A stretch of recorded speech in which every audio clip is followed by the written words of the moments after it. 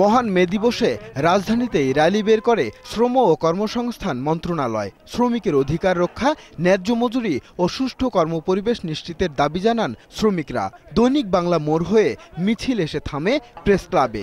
সংক্ষিপ্ত আলোচনায় নানা দাবি তুলে ধরেন বক্তারা। শ্রমিকের যে ন্যায্য পাওনা আমরা পাচ্ছি না, আমাদের যে ন্যায্য মজুরি এটা যাতে পাই। শ্রমিক স্বার্থ রক্ষার আশ্বাস দিয়ে কর্মস্থলে হতাহতদের ক্ষতিপূরণ ছাড়াও তাদের সন্তানদের জন্য বিশেষ শিক্ষাবৃত্তির ঘোষণা দেন শ্রম প্রতিমন্ত্রী।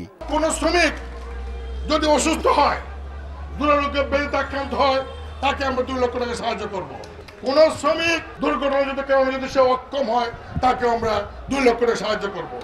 এছাড়া ভবিষ্যতে আরও সুবিধা নিশ্চিতে সরকারের নেয় নানা কর্মসূচি বাস্তবায়ন করা হবে বলেও জানান তিনি। এদিকে রাজধানীর মতিঝিলে বিভিন্ন শ্রমিক সংগঠনের ব্যানারে সমবেত শ্রমিকরা শ্রম আইন 2017 বাতিলের দাবি জানান। সরকারকে হেয় করতেই বিশেষ মহলের ষড়যন্ত্র হচ্ছে বলেও অভিযোগ করেন তারা। বাংলাদেশের ব্যাপারে আমেরিকাকে বুদ্ধি না দেওয়ার পরামর্শ দেন নৌ পরিবহন মন্ত্রী। আমেরিকা আমাদের সবক দেন যে কি করে এখানে শ্রম আইন আরো অত্যাধুনিক করতে হবে। ইন্ডাস্ট্রিয়াল বাংলাদেশ ফাউন্ডেশন আয়োজিত সমাবেশে যোগ দেন গ্লোবাল ফাউন্ডেশনের সাধারণ সম্পাদক ভল্টার সানচেজ। তিনি জানান, শ্রমিকদের বাঁচার মতো পরিবেশ এবং মজুরি নিশ্চিত করতে বিশ্বব্যাপী আন্দোলন করে যাচ্ছেন তারা। The 50 million industrial workers represented by the Industrial Global Union will be standing together with you.